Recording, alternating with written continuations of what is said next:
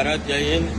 આજે અમારા લોક લાડીલા અમારા માન ખાતર રાખીને અમારી આ રોડની મુલાકાત જે રોડ જે અમને રાહ જોવરાવી હતી કે ભાઈ તમે બધા વેપારી હાલી પર લઈ લેજો કે બધા વેપારી તમે 1 મહિનો ખમી જાઓ આરસીસી રોડ કરી આપી।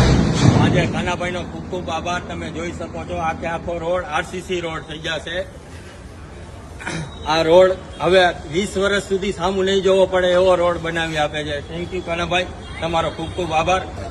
હું ડૉક્ટર મહેશ્વરી વસંત પ્લોટ મેઇન રોડ ઉપર મારું છેલ્લા 50 વર્ષથી લિંક છે।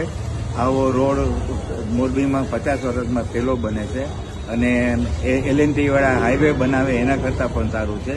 મોદીને સૌથી પહેલાં બને છે અને આરસીસીનો રોડ બનશે એટલે અમને બધાને ખૂબ ખૂબ સુવિધા મળશે અને આની માટે અમે શ્રી કાંતિભાઈ અમૃતિયાનો ખૂબ ખૂબ આભાર માનીએ છીએ અને એ હંમેશા અગાઉ કરતા અને હજી આવા મોરબીના સારા કામ કરતા રહીએ અને ભગવાન ખૂબ એને ખૂબ ખૂબ આયુષ્ય આપે અને ખૂબ તંદુરસ્ત ને હેલ્ધી રાખે।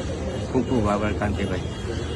અત્યારે જે જવા પર મેન રોડ એટલે વર્ષોથી આપણે ઉપર એમનો પટા કરતા આવતા હતા, પછી પટા થાય 6 મહિને તૂટી જાય એટલે એક નિર્ણય લીધો હોય કે આ રોડ અમુક 30-40 વર્ષ જોવું ન પડે અને જે રોડ અહીંથી 4 થી 5 ઇંચ નીચો થાય એટલે ભવિષ્યમાં પછી માનો કે બીજા 50 વર્ષ સુધી માનો કે આજે 50-60 વર્ષ પહેલા રોડ કઈ રહ્યો છે એ પછી અત્યારે આરસીસી ખોદીને 2 ફૂટ અને અંડરગ્રાઉન્ડ બધું લાઇટનું ગટર કેબલ એની એક લિંક કરી નાખશે એટલે લિંકમાં બધા કેબલ વયા જાય એટલે ભવિષ્યમાં બારે ટ્રાફિકની સમસ્યા ઓછી થાય।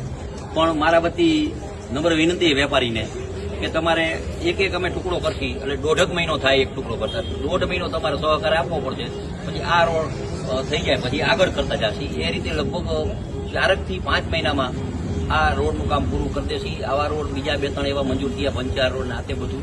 અને મારી વિનંતી છે કે હવે જે બાંધકામ કરે જે પણ એ રોડની બાજુમાં 10 ફૂટ છોડીને બાંધકામ કરે। ખોટી રીતે અમારે રાજકીય તમને તમારા દુશ્મન કરવા નોટિસ દેવી, પોતાના વાહન પોતાની જગ્યામાં રહીએ તો ટ્રાફિકની સમસ્યા ઓછી થાય। એટલે નંબર વિનંતી છે કે કોઈ પણ અમે કોઈ બિલ્ડરને ના નથી પાડતા।